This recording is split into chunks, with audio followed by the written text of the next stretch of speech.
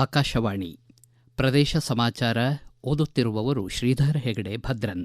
ಮುಖ್ಯಾಂಶಗಳು: ಶಿಕ್ಷಣವು ಸಂಸ್ಕೃತಿ ಸೇವೆ, ತಾಂತ್ರಿಕ ಅಭಿವೃದ್ಧಿ ಮತ್ತು ರಾಷ್ಟ್ರ ನಿರ್ಮಾಣದ ಹೊಸ ಪ್ರಜ್ಞೆಯ ಆರಂಭ. ರಾಜ್ಯಪಾಲ ಥಾವರ್ಚಂದ್ ಗೆಹ್ಲೋಟ್. ಕೃಷಿ ನಾವೀನ್ಯತೆ ಹಾಗೂ ಕೃಷಿ ಉದ್ಯಮಶೀಲತೆ ಕ್ಷೇತ್ರಗಳಲ್ಲಿ ದೇಶದಲ್ಲೇ ಕರ್ನಾಟಕ ಪ್ರಮುಖ. ಸಚಿವ ಎನ್ ಚಲುವರಾಯಸ್ವಾಮಿ. ರಾಜ್ಯದಲ್ಲಿ ತೆರವಾಗಲಿರುವ ವಿಧಾನ ಪರಿಷತ್ ಸ್ಥಾನಗಳಿಗೆ ಜೂನ್ 18ರಂದು ಚುನಾವಣೆ ಘೋಷಣೆ. ಏರುತ್ತಿರುವ ರಾಜ್ಯ ಸರ್ಕಾರದ ಸಾಲದ ಪ್ರಮಾಣ, ವಿಪಕ್ಷ ನಾಯಕ ಆರ್ ಅಶೋಕ್ ಆರೋಪ. ಧಾರವಾಡ ಪ್ರತ್ಯೇಕ ನಗರ ಪಾಲಿಕೆಗೆ ರಾಜ್ಯಪಾಲರ ಅಂಕಿತ. ಕರ್ನಾಟಕ ವಿದ್ಯಾವರ್ಧಕ ಸಂಘದ ಸಂತಸ. ವಾರ್ತೆಗಳ ವಿವರ. ಶಿಕ್ಷಣವು ಸಂಸ್ಕೃತಿ ಸೇವೆ, ತಾಂತ್ರಿಕ ಅಭಿವೃದ್ಧಿ ಮತ್ತು ರಾಷ್ಟ್ರ ನಿರ್ಮಾಣದ ಹೊಸ ಪ್ರಜ್ಞೆಯ ಆರಂಭ ಸೂಚಿಸುತ್ತದೆ ಎಂದು ರಾಜ್ಯಪಾಲ ಥಾವರ್ಚಂದ್ ಗೆಹ್ಲೋಟ್ ಹೇಳಿದ್ದಾರೆ. ಬೆಳಗಾವಿ ಜಿಲ್ಲೆಯ ಚಿಕ್ಕೋಡಿ ತಾಲೂಕಿನ ಶಮನೇವಾಡಿ ಗ್ರಾಮದಲ್ಲಿ ರಾಷ್ಟ್ರೀಯ ಸಂತ ಆಚಾರ್ಯ 108 ಗುಣಧರ ನಂದಿ ಮಹಾರಾಜರ ನೇತೃತ್ವದಲ್ಲಿ ಎಜಿಎಂ ಎಂಜಿನಿಯರಿಂಗ್ ಕಾಲೇಜು ಉದ್ಘಾಟನೆ ಹಾಗೂ 151 ಅಡಿ ಭಗವಾನ್ ಪಾರ್ಶ್ವನಾಥ ಮೂರ್ತಿಯ ಪ್ರತಿಷ್ಠಾಪನೆಯ ಭೂಮಿ ಶುದ್ದೀಕರಣ ಕಾರ್ಯಕ್ರಮಕ್ಕೆ ಚಾಲನೆ ನೀಡಿ ಅವರು ಮಾತನಾಡಿದರು. ರಾಷ್ಟ್ರೀಯ ಸಂತ ಆಚಾರ್ಯ ಗುಣಧರನಂದಿ ಮಹಾರಾಜರು ಮಾನವೀಯತೆ, ಶಾಂತಿ, ಕರುಣೆ ಮತ್ತು ಸಾಮಾಜಿಕ ಜಾಗೃತಿಗೆ ದೈವಿಕ ಸ್ಫೂರ್ತಿಯಾಗಿದ್ದರು. ಅವರ ಇಡೀ ಜೀವನ ತ್ಯಾಗ, ತಪಸ್ಸು, ಧ್ಯಾನ ಮತ್ತು ಸಾರ್ವಜನಿಕ ಕಲ್ಯಾಣಕ್ಕೆ ಮೀಸಲಾಗಿದೆ. ಸಮಾಜಕ್ಕೆ ಆಧ್ಯಾತ್ಮಿಕ ಸಂದೇಶವನ್ನು ನೀಡುವ ಜೊತೆಗೆ ಶಿಕ್ಷಣ ಸೇವೆ ಮತ್ತು ಸಂಸ್ಕೃತಿಯ ಮೂಲಕ ಬಲಿಷ್ಠ ಭಾರತವನ್ನು ನಿರ್ಮಿಸುವ ಸಂದೇಶ ನೀಡಿದ್ದಾರೆ ಎಂದು ತಿಳಿಸಿದರು. ಸಮಾಜದಲ್ಲಿ ನೈತಿಕತೆ ಬೆಳೆಸುವ ಶಿಕ್ಷಣ ವ್ಯವಸ್ಥೆ ಅವಶ್ಯವಾಗಿದ್ದು, ಜ್ಞಾನದೊಂದಿಗೆ ಮೌಲ್ಯಗಳ ಸಂಯೋಜನೆ ಅತ್ಯಗತ್ಯ ಎಂದು ಅವರು ಪ್ರತಿಪಾದಿಸಿದರು.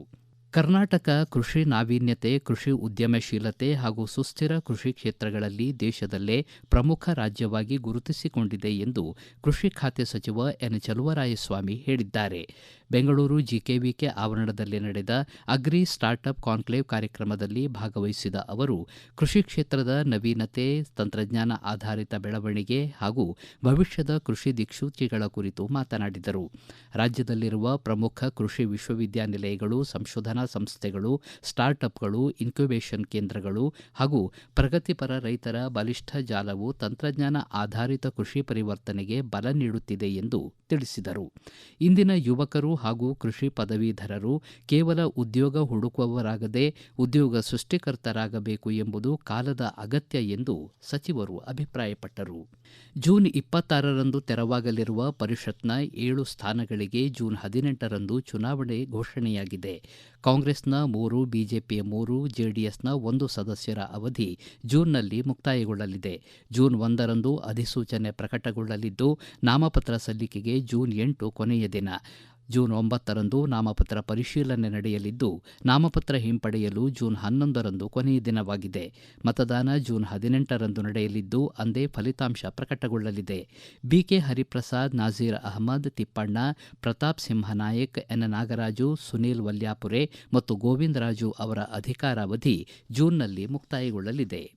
ಗದಗ ಜಿಲ್ಲೆಯಲ್ಲಿ 2025-26ನೇ ಸಾಲಿನ ಮುಖ್ಯಮಂತ್ರಿಗಳ ಮೂಲಸೌಕರ್ಯ ಅಭಿವೃದ್ಧಿ ಕಾರ್ಯಕ್ರಮ ಯೋಜನೆಯಡಿ ಕೈಗೆತ್ತಿಕೊಳ್ಳಲಾಗಿರುವ ಕಾಮಗಾರಿಗಳು 4 ತಿಂಗಳೊಳಗೆ ಪೂರ್ಣಗೊಳ್ಳಲಿದ್ದು, ರಸ್ತೆ ಅಭಿವೃದ್ಧಿ ಕಾರ್ಯಗಳನ್ನು ಗುಣಮಟ್ಟದಿಂದ ಪೂರ್ಣಗೊಳಿಸುವಂತೆ ಕಾನೂನು, ಸಂಸದೀಯ ವ್ಯವಹಾರಗಳು ಹಾಗೂ ಪ್ರವಾಸೋದ್ಯಮ ಖಾತೆ ಹಾಗೂ ಗದಗ ಜಿಲ್ಲಾ ಉಸ್ತುವಾರಿ ಸಚಿವ ಎಚ್.ಕೆ. ಪಾಟೀಲ್ ಅಧಿಕಾರಿಗಳಿಗೆ ಹಾಗೂ ಗುತ್ತಿಗೆದಾರರಿಗೆ ಸೂಚಿಸಿದ್ದಾರೆ.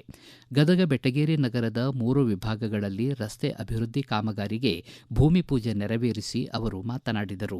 ಸಾರ್ವಜನಿಕರ ಅನುಕೂಲಕ್ಕಾಗಿ ಕೈಗೆತ್ತಿಕೊಳ್ಳಲಾಗುತ್ತಿರುವ ರಸ್ತೆ ಕಾಮಗಾರಿಗಳು ದೀರ್ಘಕಾಲ ಬಾಳಿಕೆ ಬರುವಂತಾಗಬೇಕು.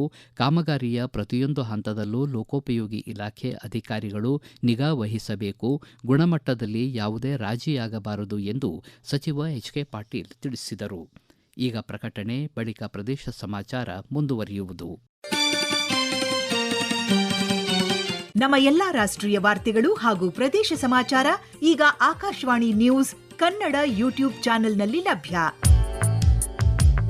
ನಮ್ಮ ಎಕ್ಸ್ ಖಾತೆ ಮತ್ತು ಇನ್ಸ್ಟಾಗ್ರಾಂ ಖಾತೆ ಆಕಾಶವಾಣಿ ನ್ಯೂಸ್ ಕನ್ನಡ.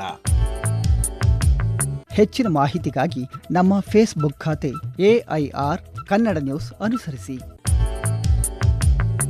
ಮಾಹಿತಿಯ ಹೂರಣ, ವಾರದ ಕಾರ್ಯಕ್ರಮ ಪ್ರಚಲಿತ ವಿದ್ಯಮಾನ ಪ್ರತಿ ಬುಧವಾರ 9:15ಕ್ಕೆ.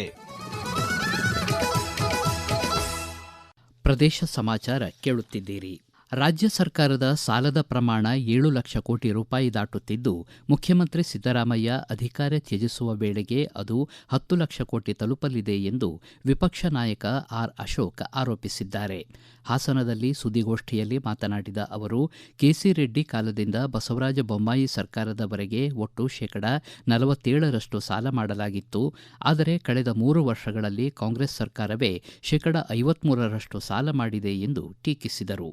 ಬಿಜೆಪಿ ಸರ್ಕಾರ ಆದಾಯದ ಆಧಾರದ ಮೇಲೆ ಬಡವರಿಗೆ ಯೋಜನೆಗಳನ್ನು ಜಾರಿಗೆ ತಂದಿತ್ತು. ಆದರೆ ಕಾಂಗ್ರೆಸ್ ಪಕ್ಷ ಅಧಿಕಾರಕ್ಕಾಗಿ ಗ್ಯಾರಂಟಿ ಯೋಜನೆಗಳನ್ನು ಘೋಷಿಸಿ ಈಗ ಅವುಗಳನ್ನು ಸಮರ್ಪಕವಾಗಿ ನೀಡಲು ವಿಫಲವಾಗಿದೆ ಎಂದು ದೂರಿದರು. ಸರ್ಕಾರದ ಖಜಾನೆ ಖಾಲಿಯಾಗಿರುವ ಕಾರಣ ಬಿಪಿಎಲ್ ಕಾರ್ಡ್ ರದ್ದುಪಡಿಸಲು ಸರ್ಕಾರ ಮುಂದಾಗಿದೆ, ಬಡವರ ಅನ್ನಕ್ಕೂ ಕತ್ತರಿ ಹಾಕಲು ಹೊರಟಿದೆ ಎಂದು ಅವರು ಆರೋಪಿಸಿದರು. 43 ವರ್ಷಗಳ ನಂತರ ಮತ್ತೆ ಧಾರವಾಡಕ್ಕೆ ನಗರ ಪಾಲಿಕೆ ದಕ್ಕಿದ್ದು ಅತ್ಯಂತ ಹೆಮ್ಮೆಯ ಸಂಗತಿ ಎಂದು ಧಾರವಾಡ ಕರ್ನಾಟಕ ವಿದ್ಯಾವರ್ಧಕ ಸಂಘದ ಕಾರ್ಯಾಧ್ಯಕ್ಷ ಬಸವಪ್ರಭು ಹೊಸಕೇರಿ ಹೇಳಿದ್ದಾರೆ.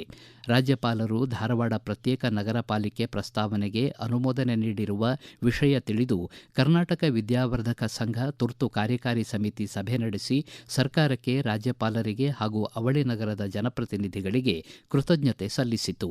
ವಿಶೇಷವಾಗಿ 11 ದಿನಗಳ ಕಾಲ ಸತ್ಯಾಗ್ರಹ ನಡೆಸಿರುವ ಪ್ರತ್ಯೇಕ ಮಹಾನಗರ ಪಾಲಿಕೆ ಹೋರಾಟ ಸಮಿತಿ ಹಾಗೂ ವಿವಿಧ ಸಂಘಟನೆಗಳು ನಡೆಸಿದ ಹೋರಾಟ ಮತ್ತು ಪ್ರಯತ್ನ ಅಭಿನಂದನೀಯವಾದದ್ದು. ಧಾರವಾಡದ ಜನತೆಯ ಬೇಡಿಕೆಗೆ ಮನ್ನಣೆ ಸಿಕ್ಕಿದ್ದು ಅತ್ಯಂತ ಹರ್ಷ ತಂದಿದೆ ಎಂದರು. ರಾಜ್ಯದಲ್ಲೇ ಪ್ರಥಮ ಬಾರಿಗೆ ಪಶ್ಚಿಮ ಘಟ್ಟದ ಜೀವವೈವಿಧ್ಯ, ಅರಣ್ಯ, ಪರಿಸರ ಕುರಿತು ಈವರೆಗೆ ನಡೆದಿರುವ ಸಂಶೋಧನೆಗಳು ಹಾಗೂ ಅಧ್ಯಯನಗಳ ಬಗ್ಗೆ ರಾಜ್ಯ ಮಟ್ಟದ ಕಾರ್ಯಾಗಾರ ಕಾಳಿ ಬೇಡ್ತಿ ಕಣಿವೆಗಳ ಮಧ್ಯೆ ಯಲ್ಲಾಪುರದಲ್ಲಿ ಇಂದು ಆಯೋಜಿತವಾಗಿದೆ ಎಂದು ವೃಕ್ಷ ಲಕ್ಷ ಆಂದೋಲನ ಕರ್ನಾಟಕ ಅಧ್ಯಕ್ಷ ಅನಂತ ಹೆಗಡೆ ಅಶೀಸರ ತಿಳಿಸಿದ್ದಾರೆ. ರಾಜ್ಯ ಜೀವವೈವಿಧ್ಯ ಮಂಡಳಿ, ತಾಲೂಕು ಪಂಚಾಯತ್ ಜೀವವೈವಿಧ್ಯ ಸಮಿತಿ ಯಲ್ಲಾಪುರ ಇವರು ವೃಕ್ಷ ಲಕ್ಷ ಆಂದೋಲನದ ಸಹಯೋಗದಲ್ಲಿ ಕಾರ್ಯಾಗಾರ ಏರ್ಪಡಿಸಲಾಗಿದೆ. ಅಂತಾರಾಷ್ಟ್ರೀಯ ಜೀವವೈವಿಧ್ಯ ದಿನಾಚರಣೆ ಅಂಗವಾಗಿ ನಡೆಯುವ ಕಾರ್ಯಾಗಾರ ಈವರೆಗಿನ ಹಲವು ಅಧ್ಯಯನ ವರದಿಗಳು, ಶಿಫಾರಸು ಇವುಗಳನ್ನು ಆಧರಿಸಿ ಸರ್ಕಾರ ಕೈಗೊಂಡ ಕ್ರಮಗಳ ಬಗ್ಗೆ ಚರ್ಚಿಸಲಿದೆ. ಅತಿ ಹೆಚ್ಚು ರಾಸಾಯನಿಕ ಬಳಸಿ ಕೃಷಿ ಮಾಡುವುದರಿಂದ ಮಣ್ಣಿನ ಫಲವತ್ತತೆ ಬೇಗ ಕಡಿಮೆಯಾಗುತ್ತದೆ ಎಂದು ರಾಜ್ಯೋತ್ಸವ ಪ್ರಶಸ್ತಿ ಪುರಸ್ಕೃತ ಸಾವಯವ ಕೃಷಿಕ ಚಂದ್ರಶೇಖರ್ ನಾರಾಯಣಪುರ್ ಹೇಳಿದ್ದಾರೆ. ಚಿಕ್ಕಮಗಳೂರು ತಾಲೂಕಿನ ಮೂಗ್ತಿಹಳ್ಳಿ ಗ್ರಾಮದಲ್ಲಿ ನಡೆದ ಆರೋಗ್ಯಕರ ಭವಿಷ್ಯಕ್ಕಾಗಿ ಸಾವಯವ ಕೃಷಿ ಸಂವಾದ ಕಾರ್ಯಕ್ರಮದಲ್ಲಿ ಪಾಲ್ಗೊಂಡು ಮಾತನಾಡಿದ ಅವರು, ನಮ್ಮ ದೇಶದಲ್ಲಿ ಯಥೇಚ್ಛವಾಗಿ ರಾಸಾಯನಿಕ ಬಳಸಿ ಬೆಳೆಗಳನ್ನು ಬೆಳೆಯುತ್ತಿರುವುದರಿಂದ ಸಣ್ಣ ವಯಸ್ಸಿನಿಂದಲೇ ಮಧುಮೇಹ, ರಕ್ತದೊತ್ತಡ ಕಾಯಿಲೆ ಹಾಗೂ ಪೌಷ್ಟಿಕಾಂಶ ಕೊರತೆಯಿಂದ ಅಂಗಾಂಗಗಳು ಹಾನಿಗೆ ತುತ್ತಾಗುತ್ತಿರುವ ಪ್ರಕರಣಗಳು ಕೇಳಿಬರುತ್ತಿವೆ. ಇದೇ ರೀತಿ ಮಣ್ಣಿಗೆ ವಿಷ ಉಣಿಸಿದರೆ ಭಾರತ 2042ರ ಹೊತ್ತಿಗೆ ಮಣ್ಣಿನ ಸತ್ವ ಕಳೆದುಕೊಳ್ಳಲಿದೆ ಎಂದು ವಿಶ್ವಸಂಸ್ಥೆ ಎಚ್ಚರಿಕೆ ನೀಡಿದೆ. ಈ ಬಗ್ಗೆ ರೈತರು ಜಾಗೃತರಾಗಬೇಕೆಂದು ಅವರು ಕರೆ ನೀಡಿದರು.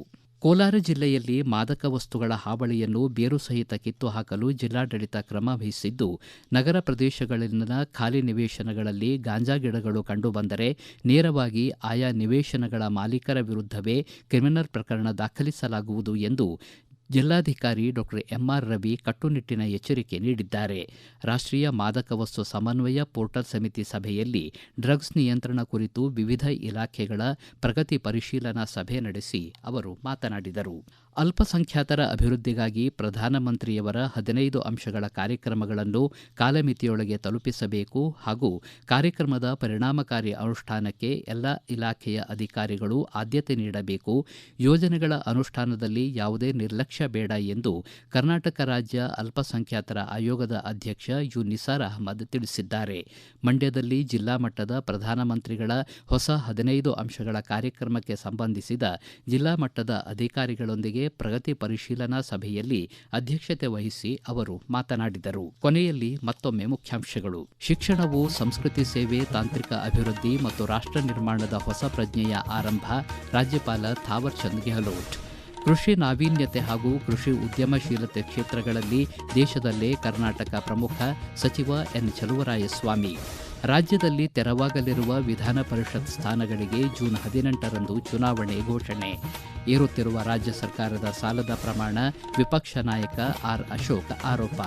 ಧಾರವಾಡ ಪ್ರತ್ಯೇಕ ನಗರ ಪಾಲಿಕೆಗೆ ರಾಜ್ಯಪಾಲರ ಅಂಕಿತ, ಕರ್ನಾಟಕ ವಿದ್ಯಾವರ್ಧಕ ಸಂಘದ ಸಂತಸ. ಇಲ್ಲಿಗೆ ಪ್ರದೇಶ ಸಮಾಚಾರ ಮುಕ್ತಾಯವಾಯಿತು. ನಮ್ಮ ಮುಂದಿನ ರಾಷ್ಟ್ರೀಯ ವಾರ್ತಾ ಪ್ರಸಾರ 7:35 ನಿಮಿಷಕ್ಕೆ.